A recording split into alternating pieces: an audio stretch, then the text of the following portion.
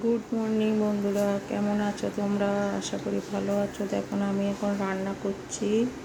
এই যে পুঁই শাক রান্না করব, আলু, কুমড়ো, একটু ঝিঙে দিয়েছি।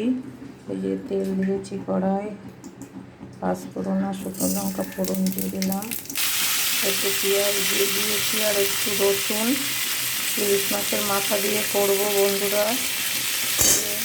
এবার এটাকে একটু নেড়ে চেড়ে নিয়ে তারপরে কষিয়ে কষিয়ে করবো। একটু হলুদ দিচ্ছি বন্ধুরা, আর একটু নুন। এটা কষে একটু প্রেশারে একটা সিটি দিয়ে নেব, তারপরে দেখো কী করি। চাও বসিয়েছি।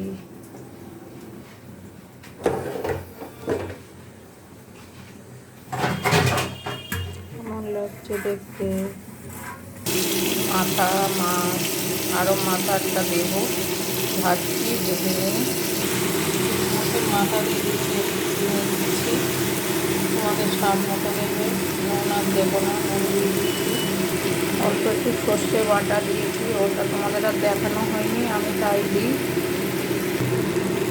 পুঁই শাক ইলিশ মাছের মাথা দিয়ে রান্না কমপ্লিট বন্ধুরা। কেমন হয়েছে দেখতে বলবে।